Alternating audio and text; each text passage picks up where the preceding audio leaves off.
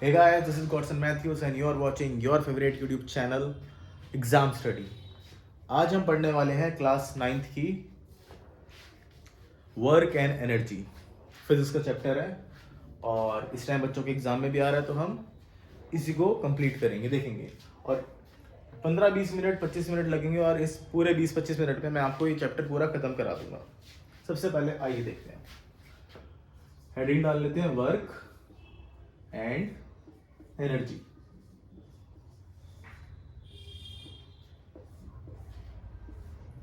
अब वर्क और एनर्जी होती क्या है, सबसे पहले हम देखेंगे वर्क क्या होता है। जो भी हम काम करते हैं उसको हम वर्क कहते हैं। अब काम कैसा भी हो, काम तो काम ही होता है।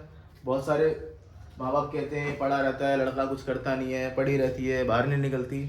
बट अगर हम एक अलग नज़रिए से देखें तो हर इंसान इस दुनिया में कुछ भी कर रहा है वो काम ज़रूर कर रहा है। जैसे कि अगर जो छोटे बच्चे हैं वो स्कूल जाते हैं, आप लोग स्कूल जाते होंगे। कुछ माँ बाप हैं जो ड्यूटी पर काम करते हैं, नौकरी करते हैं, जॉब करते हैं, कुछ स्पोर्ट्स में एक्टिविटीज़ में पार्टिसिपेट लेते हैं, कोई जिम जाते हैं, एक्सरसाइज करते हैं, बैडमिंटन खेलते हैं। सारे काम है, ये तो सब हम जानते ही हैं। हम अब डिस्कस करेंगे उन कामों को जिनको हमने कभी नोटिस ही नहीं किया। फॉर एग्जाम्पल, हम खाना खाते हैं, ये भी एक वर्क है।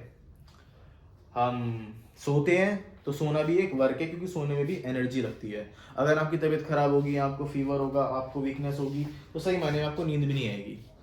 कुछ लोग कहते हैं नहीं वीकनेस में तो नींद आती है। एक्चुअली में वीकनेस में नींद नहीं आती, वीकनेस में बॉडी फेंट होती है। जब बॉडी को आराम मिलता है, जब बॉडी रिलैक्स होती है, जो हमें बीमारी लगी थी, डिजीज से हम फ्री होते हैं, तब हमें दवाई खा के नींद आती है। ऐसे ही बहुत सारे और भी काम हैं, जैसे कि सांस लेना और सांस छोड़ना, चाहे आप किसी भी रास्ते से छोड़ें। कहने का मतलब है मेरा, नाक से छोड़ें या मुंह से छोड़ें, ठीक है। खाना खाना, सोना, ये तो हमने देख ही लिया। अच्छा, कुछ ऐसे भी काम होते हैं जो हमें नहीं पता चलते, जो हमारी बॉडी में कंटिन्यूस होते रहते हैं। जैसे कि अगर मैं बात करूं आंखों की झपकने की, हार्ट के पंप करने की, दिल धड़कता रहता है हर टाइम, किडनी वाटर को, हमारे ब्लड को प्योरीफाई करती रहती है, जो हमारे डाइजेशन सिस्टम है वो पूरा चलता रहता है ना, ब्लड का सर्कुलेशन होता रहता है बॉडी में। हमारा जो माइंड है वो कंटिन्यूस थॉट्स को सोचता रहता है। तो ये जितने भी सारे काम है ये भी वर्क है और ये भी होते रहते हैं हमारी बॉडी के अंदर। तो अब वर्क तो ये है, तो सबसे पहले हम देखेंगे कि वर्क का यूज कैसे होता है और वर्क के लिए हमें एनर्जी क्यों चाहिए। अब फॉर हम कोई भी काम कर रहे हैं, कैसा भी काम कर रहे हैं, उसके लिए हमें एनर्जी तो लगती है। अगर हम खाना भी खा रहे हैं तो जो हमारा हाथ है वो हमारे मुंह तक आ रहा है, तो उसके लिए एनर्जी लग रही है, ठीक है। अगर हम सो रहे हैं तो उसमें भी हमारी एनर्जी रिलीज हो रही है। हमारी बॉडी कंटिन्यूस वर्क कर रही है जब से हम पैदा हुए हैं, क्योंकि जिस दिन भी हमारे दिल ने धड़कना बंद कर दिया उस दिन आपका हैप्पी बर्थडे हो जाएगा, ठीक है। तो दिल का धड़कते रहना बहुत ज़रूरी है। तो वर्क हमारा कंटिन्यूस बॉडी में लाइफ टाइम होता रहता है। डजेंट मैटर हम काम कर रहे हैं, हम सो रहे हैं, उठे हैं, बैठे हैं, जाग रहे हैं, उससे कोई फर्क नहीं पड़ता है। चलो, अब वर्क तो समझ में आ गया कि हम काम को कहते हैं। अब वर्क में हम देखेंगे कि ज्यादा वर्क क्या होता है और कम वर्क क्या होता है। आप खुद समझदार हो, आपसे सवाल पूछना, आप अपने आप से सवाल पूछना कि अगर अगर हम दो वर्कर को लें, दो लोगों को लें, मजदूरों को ले आए, लेबर को लें दो, और उनसे काम के लिए बोलें कि भाई एक काम करो भाई, मेरे लिए जरा चाय बना के लेके आओ। एक वर्कर लेके आता है 5 मिनट के अंदर और दूसरा वर्कर लेके आ रहा है 10 मिनट के अंदर। आप किसको जॉब पे रखना पसंद करोगे? 5 मिनट वाले बंदे को रखना पसंद करोगे या 10 मिनट को, जो अपनी कमर टेढ़ी करके आराम से ऐसे ऐसे लंगड़ाता हुआ जा रहा है, ऐसे बंदे को पसंद करोगे? जो फुर्तीला है, अभी भगा भगा गया, भगा भगा आ गया, ऐसे बंदे से ऐसे वर्कर को, ऐसी लेबर से काम करवाना पसंद करोगे? तो जाहिर सी बात है आप एक्टिव पर्सन चुनोगे जो फुर्तीला है, फटाफट काम करता है। तो यानी कि हमें इससे पता चला कि वर्क हमारा किस पे डिपेंड करता है। वर्क हमारा डिपेंड करता है स्पीड पे, यानी कि वेलोसिटी पे। दूसरी चीज, हमारा एक, मैंने तुमको काम दिया, दो तुम्हारे मान लो भाई हैं, उन दोनों को तुमने काम दिया और एक को बोला कि जाओ भाई 10 किलोमीटर दूर से मेरे लिए एक चॉकलेट लेके आओ, और दूसरे को बोला भाई 20 किलोमीटर दूर से मेरे लिए एक आइसक्रीम लेके आओ। जाहिर सी बात है 20 किलोमीटर दूर से लाओगे तो आइसक्रीम पिघल ही जाएगी जब तक आप फ्रिज में नहीं ला रहे हो, ठीक है। एग्जाम्पल है, सपोज कर लो। आइसक्रीम को छोड़ो, कुछ और लेते हैं, पेप्सी लेकर आओ। तो आपके हिसाब से ज्यादा काम किसने किया? 10 किलोमीटर से जो लाया सामान उसने किया, या फिर 20 किलोमीटर से जो लाया सामान उसने किया। जाहिर सी बात है कि जिसने ज्यादा दूर गया और ज्यादा दूर से सामान लेकर आया उसने ज्यादा काम किया। यानी कि हमें ये पता चला कि हमारा जो वर्क है वो किस पर डिपेंड करता है, डिस्प्लेसमेंट पे। इसको हम बाद में डिस्कस करेंगे, डिस्टेंस और डिस्प्लेसमेंट में क्या फर्क होता है। आपने शायद ये पढ़ भी रखा हो मोशन चैप्टर में। तो डिस्टेंस और डिस्प्लेसमेंट को हम डिस्प्लेसमेंट मानते हैं, डिस्प्लेसमेंट भी डिस्टेंस की तरह ही मान के चलेंगे। अभी ये भी क्या है, डिपेंड कर रहा है वर्क। ज्यादा दूरी तक काम करो, ज्यादा दूरी से सामान लेके आओगे, ज्यादा डिस्टेंस से सामान लेके आओगे, ज्यादा काम करोगे। कम डिस्टेंस से सामान लेके आ रहे हो, कम काम करोगे। ठीक है। तीसरी चीज आती है कि हम कितना सामान लेकर आ रहे हैं। एक मैंने सेम डिस्टेंस को बोला कि भाई एक काम करो, सेम दूरी से तुम्हें क्या काम करना है, दोनों को पानी की बोतल फ्रिज से लेके आनी है। मान लो आप 2 भाई हो या 2 बहनें हो या एक भाई एक बहन हो, आपको पानी की बोतल लेकर आनी है। या फिर एक काम करते हैं, मैं कहता हूं आपको पानी की बोतल लेके आनी है, एक को छोटी बोतल लेके आनी है 10 ml की, 100 ml की, और एक को लेके आनी है 1 लीटर की बड़ी बोतल, 1000 ml की बोतल पानी की। तो ज्यादा काम कौन कर रहा है? ज्यादा काम कर रहा है जो ज्यादा भारी सामान लेके आ रहा है। अगर आप किसी फ्लैट में रहते हो, सोसाइटी में रहते हो, तो आपको पता होगा जब लिफ्ट खराब हो जाती है तो कितनी तकलीफ होती है। और उसी टाइम आपके पिताजी आप दोनों को बोले, आपको, आपके दोस्त को या आपके भाई को, कि जाओ बेटा सामान लेके आओ। अब आप चालाकी दिखाते हो और आप पकड़ लेते हो हल्का सामान। आपने पकड़ लिया अपने स्कूल का बैग, ठीक है, और अपने दोस्त को या अपने भाई को या अपनी बहन को पकड़ा दिया आपने अलमारी या फ्रिज, कि फ्रिज उतारना है, अब फ्रिज तू उठा के ले गया, मैं अपने स्कूल का बैग लेके आ रहा हूँ। तो जाहिर सी बात है कि जो ज्यादा भारी सामान फ्रिज उठा के लेके आ रहा है उस बेचारे के पसीने छूट जाएंगे। ठीक है, वो क्या पता अपनी सांसें छोड़ दे कहीं और से। ठीक है, मेरा मतलब है मुंह से, तो कुछ भी हो सकता है। तो इससे हमें ये पता चला कि ज्यादा जो वेट है, जो वजन है, वो भी वर्क के डायरेक्टली प्रोपोर्शनल है।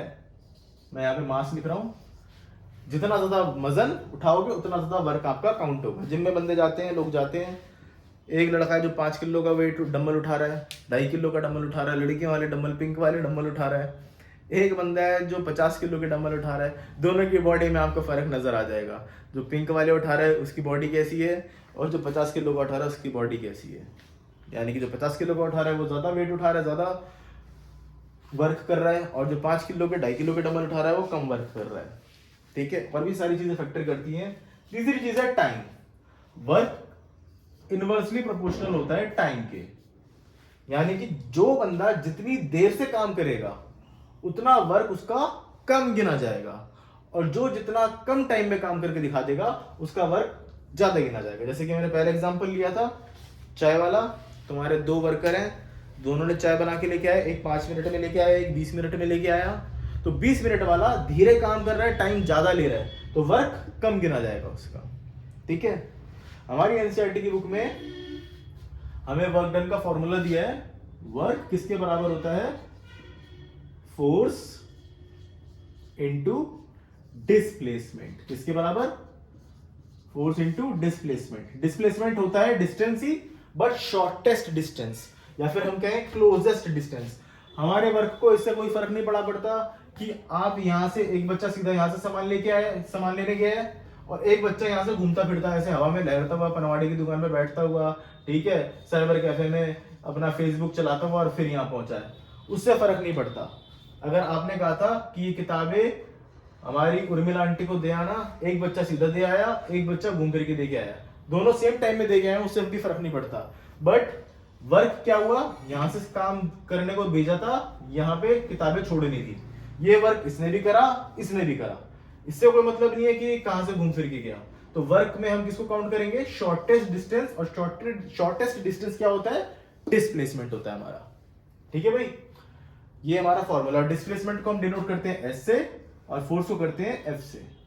ये हमारा वर्क है।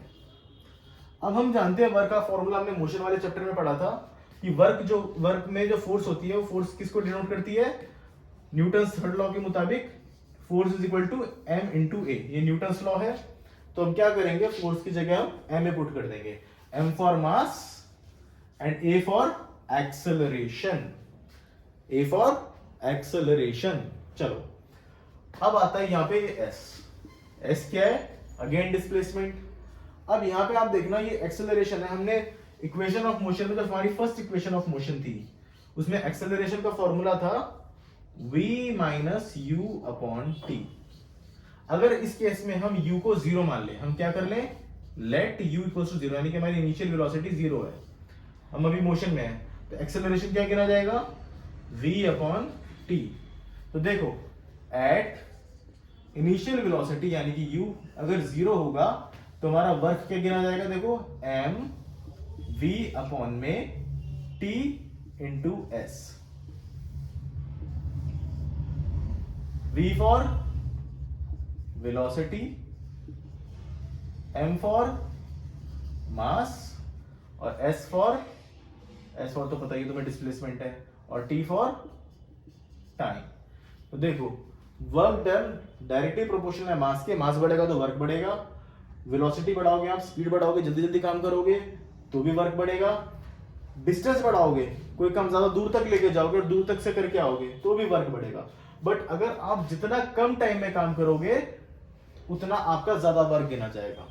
लल्लू बच्चा पढ़ाई करता है 1 घंटा और 1 घंटे में वो एक आंसर याद करता है, और होशियार बच्चा 5 मिनट में एक आंसर याद कर लेता है।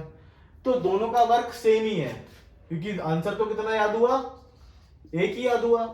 लल्लू बच्चा 1 घंटा लगा रहा है, यानी कि वो वर्क 1 घंटे में उतना कर पा रहा है। अगर दोनों का 5-5 मिनट का टाइम देखें तो होशियार बच्चे ने ज्यादा काम कर लिया, इसलिए कम टाइम में जो बच्चा काम करता है उसका वर्क ज्यादा गिना जाता है। आई बात समझ में? चलो ये तो हमारा वर्क। अब आ जाते हैं हम एनर्जी पे। एनर्जी क्या होती है? एनर्जी की बात करें तो हम जो भी हम काम करते हैं, खाने पीने में, हर चीज में, सोने में, हर चीज में हमारी एनर्जी लगती है। अगर आप ध्यान दोगे आपके घर के आसपास लाइटें जल रही होंगी, ठीक है, तो जो लाइटें जल रही है वो कौन सी एनर्जी से जल रही है, वो जल रही है इलेक्ट्रिक एनर्जी से, ठीक है। आपने बड़े बड़े ऐसे समुद्र के पास या फिर गांव या देहातों में ऐसे बड़े बड़े पंखे लगे हुए देखे होंगे, ठीक है, वो कंटिन्यूस से घूमते रहते हैं। वो कौन सी एनर्जी से घूम रहे हैं, विंड एनर्जी से। कौन सी एनर्जी से, विंड एनर्जी से। ऐसे अगर मैं बात करूं, जो सेल के अंदर आपके जो सेल होता है, घर में बैटरी होती है, उसके अंदर उससे हम घड़ी अपनी चालू कर लेते हैं, ठीक है, क्लॉक चला लेते हैं, और क्या नाम है, हमारी हैंड क्लॉक जो होती है, वॉच जिसे कहते हैं हम, हैंड वॉच, वो चालू कर लेते हैं। और हमारे क्या नाम है, कंप्यूटर में भी वो सेल यूज होता है, ताकि क्या हो, वैसे तो हम कंप्यूटर को बंद कर देते हैं, लेकिन ताकि हमारा टाइम हमेशा सेम रहे, खराब ना हो, चेंज ना हो, तो उसमें एक छोटा सा सेल लगाते हैं, ड्राई सेल, वो भी सेल होता है। तो उसके अंदर कौन सी एनर्जी होती है, उसके अंदर होती है केमिकल एनर्जी। कुछ केमिकल्स होते हैं, जैसे कि हम कह सकते हैं NaCl, CuSO4, ऐसे केमिकल्स होते हैं। तो उन केमिकल एनर्जी से हम अपना मैकेनिकल वर्क करवाते हैं। तो सेल के अंदर कौन सी एनर्जी होती है, केमिकल एनर्जी होती है। अगर वैसी अगर मैं बात करूं, विंड एनर्जी की हमने बात कर ली, हमने बात कर ली लाइट इलेक्ट्रिक एनर्जी की, ठीक है। हम हाइडल एनर्जी की बात कर लेते हैं, जो पानी से बनती है। तो ये सारी एनर्जीज होती हैं। अब सवाल ये है कि हमारी बॉडी में हम खाते हैं, पीते हैं, सोते हैं, हमारी किडनीज काम करती हैं, फंक्शन काम करते हैं, हमारी बॉडी में कौन सी एनर्जी होती है? तो हमारी बॉडी में एनर्जी होती है ATP की फॉर्म में। अब मैं बायो की स्टूडेंट होगी, बायो में इंटरेस्ट होगा, आपने सेल चैप्टर पढ़ रखा होगा, माइटोकॉन्ड्रिया के बारे में आप अच्छे से जानते होंगे, तो आप समझ पाओगे कि हमारी बॉडी में जो एनर्जी होती है, वर्क करती है, वो ATP होती है। ATP इस एनर्जी की करेंसी सेल होता है, जो जो कौन चलवाता है, माइटोकॉन्ड्रिया। और ATP की फुल फॉर्म क्या होती है, एडिनोसाइन ट्राइफॉस्फेट। क्या होती है ATP की फुल फॉर्म, मेरे पीछे पीछे बोलो, एडिनोसाइन ट्राइफॉस्फेट, ठीक है। अब इस एनर्जी से हम काम करते हैं। तो ऐसी बहुत सारी एनर्जी है हमारी, बट अभी हम सिर्फ 2 ही एनर्जी को पढ़ेंगे, एक है काइनेटिक एनर्जी और एक है पोटेंशियल एनर्जी। अब काइनेटिक एनर्जी और पोटेंशियल एनर्जी होती क्या है, दोनों आपस में एक दूसरे से बहुत रिलेट करती है। हम दोनों को समझेंगे वन बाय वन। सबसे पहले मैं बात करता हूं कि कोई भी काइनेटिक का मतलब होता है कोई भी चीज मोशन में आना। अगर कोई भी ऑब्जेक्ट मोशन में है, मूव कर रहा है, जैसे ये मार्कर मूव कर रहा है, तो ये कौन सी एनर्जी है, ये काइनेटिक एनर्जी की वजह से मूव कर रहा है। इसके अंदर कौन सी एनर्जी घूम रही है, काइनेटिक एनर्जी। अगर कोई चीज रुकी हुई है, ऐसा ग्रेविटी के अगेंस्ट रुकी हुई है, उसको हम कहते हैं पोटेंशियल एनर्जी। अब पोटेंशियल एनर्जी का पता कब चलता है कि पोटेंशियल एनर्जी कितनी स्ट्रांग है, ये हमें एकदम से नहीं देखने को मिलती, ये डिपेंड करती है मास पर। फॉर एग्जाम्पल मैं इसको आराम से उठा पा रहा हूँ क्योंकि इसका वजन हल्का है, लेकिन अगर मैं इसको लंबे टाइम तक उठा पाऊँ, मतलब 2 दिन तक उठा लूँ, तो नहीं उठा सकता मैं, मेरा इतना पोटेंशियल नहीं है। पोटेंशियल वर्ड जो निकल के आया है वो निकल के आया सहनशीलता से। एग्जाम्पल के तौर पर एक स्टोरी सुनाता हूँ। मेरे स्कूल में, स्टोरी है भाई, रियल नहीं है, पहली बता रहा हूँ मैं। मेरे स्कूल में एक टीचर था और एक लल्लू बच्चा था, चैप्टर यही चल रहा था। तो जो लल्लू बच्चा था उसको टीचर ये पोटेंशियल एनर्जी समझाना चाहता था। तो हुआ क्या, टीचर ने बुलाया और टीचर ने उसे कान पे चांटा लगा दिया दबा के, सट जैसी। बच्चा लल्लू था, सीधा था, कुछ नहीं बोला। टीचर ने 2 चांटे लगा दिए, कुछ नहीं बोला। टीचर ने 10 चांटे लगा दिए, बच्चा कुछ नहीं बोला। लेकिन जैसे टीचर ने 11वां चांटा मारा ना, मुकेश कुमार बच्चा बोलने लग गया, सर क्यों मार रहे हो? तो टीचर ने पूछा, बेटे ये सवाल तो पहले चांटे के बाद भी तो पूछ सकता था, तूने 10 चांटे क्यों खा लिए? तो फिर उस टीचर ने समझाया कि मैं तुझे पोटेंशियल एनर्जी समझा रहा हूँ, कि तेरे अंदर पोटेंशियल बहुत ज़्यादा है, तेरे अंदर सहनशीलता बहुत ज़्यादा है, तूने बहुत ज़्यादा सहन किया है, नॉर्मली बच्चे इतना सहन नहीं कर सकते, और इसी को हम कहते हैं पोटेंशियल एनर्जी। अगर इसकी जगह मैं 20 किलो का डंबल रख दूं, ऐसे 20 किलो का कोई वजन वेट ले लेते हैं, उसको उठाऊं, तो मैं पहली बात तो सही से उठा ही नहीं पाऊंगा। उठा भी लिया बाई चांस तो मैं 2 मिनट से ज़्यादा इसको ऐसे होल्ड करके नहीं रख पाऊंगा, क्योंकि उसका जो पोटेंशियल है वो क्या है, बहुत, मेरा जो पोटेंशियल है वो उसके मुकाबले बहुत कम है, मैं उसको होल्ड नहीं कर पा रहा हूं। तो पोटेंशियल एनर्जी क्या होती है, जो ग्रेविटी को रेजिस्ट करे, क्या करे, ग्रेविटी को रेजिस्ट करे, ग्रेविटी को रोक सके। वैसी काइनेटिक एनर्जी क्या होती है, काइनेटिक एनर्जी होती है जो मोशन में लेके ऑब्जेक्ट को, जो रेस्ट पे ना है। अगर रेस्ट पे कोई ऑब्जेक्ट आ गया तो उसकी काइनेटिक एनर्जी 0 हो जाएगी, और पोटेंशियल एनर्जी क्या हो जाएगी, मैक्सिमम। लेकिन जिस सेकंड ऑब्जेक्ट मूव करना स्टार्ट करता है तो उसकी काइनेटिक एनर्जी स्टार्ट हो जाती है और पोटेंशियल एनर्जी 0 हो जाती है। फॉर एग्जाम्पल मैं इसको ऐसे छोड़ देता हूं, तो ये अगर मैंने छोड़ा तो इसकी काइनेटिक एनर्जी होगी, इसी काइनेटिक एनर्जी मैक्सिमम कब होगी, जब ये अर्थ की सरफेस को टच करने से थोड़ा पहले इसकी मैक्सिमम काइनेटिक एनर्जी होगी। बट जिस सेकंड इसने अर्थ को टच किया और ये रेस्ट पे आया तो ये क्या हो जाएगा, पोटेंशियल एनर्जी में कन्वर्ट हो जाएगा, इसके अंदर पोटेंशियल एनर्जी बढ़ जाएगी। ओके, आओ अब हम देखते हैं काइनेटिक एनर्जी का हम फॉर्मूला निकालेंगे, काइनेटिक एनर्जी होती कैसे है। हमने मोशन चैप्टर में 3rd इक्वेशन ऑफ मोशन पढ़ी थी, जिसको हम कहते हैं v² minus u² is equal to 2as। ठीक है, इससे मैं डिस्प्लेसमेंट निकाल लूंगा। ये s क्या है, s है डिस्प्लेसमेंट, a है एक्सेलरेशन, u है इनिशियल वेलोसिटी यानी कि शुरुआत की वेलोसिटी, कोई गाड़ी चलना शुरू करती है तब की वेलोसिटी, v है फाइनल वेलोसिटी जो एंड वेलोसिटी है। अगर मेरे को s निकालना है तो मैं 2a इधर मल्टीप्लाई में, तो मैं इस 2a को डिवाइड में ले आऊंगा, तो क्या हो जाएगा, v² माइनस u² अपॉन में 2a, ठीक है, is equal to s for displacement, बोलना नहीं है। तो s क्या है, डिस्प्लेसमेंट है, तो s की वैल्यू आ गई v² minus u² is equal upon में 2a। वहीं हम एक और चीज जानते हैं कि फोर्स की वैल्यू क्या होती है, फोर्स का फॉर्मूला क्या होता है, फोर्स का formula Newton's law of motion से हमें पता चला ma होता है, क्या होता है, ma। अब इस s की वैल्यू को भी मैं इसमें पुट करूंगा और फोर्स की वैल्यू को भी इसमें पुट करूंगा, ध्यान से देखना।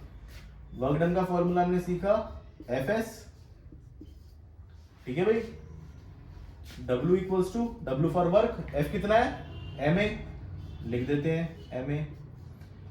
डिस्प्लेसमेंट कितनी है, v² माइनस u² अपॉन में 2a, तो v² माइनस u² अपॉन में 2a मैंने लिख दिया, ठीक है भाई। अब a से a क्या हो गया, कट गया, क्या बचा हमारे पास, w is equal to m v² minus u² upon में 2। अब ये 2 इधर डिवाइड में, इसको मैं बाहर ले आता हूं, तो देखो w इज इक्वल टू, मैं इस 2 को बाहर लेके आ रहा हूं, मैंने हाफ लिख दिया, ठीक है। अब यहां क्या हो गया, m ब्रैकेट में v² माइनस u²। मैं कह रहा हूं कि अब यहां पे देख लेते हैं, यहां देखो, मैंने इनिशियल वेलोसिटी 0 कर दी, क्या कर दी, इनिशियल वेलोसिटी 0 कर दी। अगर मैंने इनिशियल वेलोसिटी 0 कर दी तो u मेरा 0 हो गया, तो वर्क डन कितना आया, हाफ mv²। और ये वर्क डन जो मोशन में है, इनिशियल वेलोसिटी 0 यानी कि बॉडी रेस्ट में नहीं है, अब बॉडी मोशन में है। अब जो बॉडी मोशन में है, जो बॉडी मोशन में वर्क कर रही है, उसको कहते हैं काइनेटिक एनर्जी, जो किसके बराबर है, हाफ mv² के बराबर। m for mass, v for velocity. समझ में आया आपको? चलो आगे बढ़ते हैं। अगली चीज, इसका स्क्रीनशॉट ले लो। अगली चीज देखते हैं। अगली चीज थी हमारी पोटेंशियल एनर्जी। सुनाया था ना, लल्लू बच्चे ने 10 चाटे खा लिए, उसके बाद बोला सर मार क्यों रहे हो? तो सर ने बोला बेटे ये सवाल तूने पहले चाटे के बाद क्यों नहीं पूछा? यानी कि उसके अंदर पोटेंशियल बहुत ज्यादा था। आजकल के बच्चों में पोटेंशियल नहीं है भाई। चलो अब आती है बात पोटेंशियल एनर्जी की। अब यहां पे ध्यान से देखो, अगेन वर्क का फॉर्मूला क्या है, फोर्स इनटू डिस्प्लेसमेंट। अब यहां पे ध्यान से देखो, ये जो पोटेंशियल एनर्जी ग्रेविटी के अगेंस्ट लगेगी, मैंने ये बना दिया अर्थ की सरफेस, ये अर्थ की सरफेस,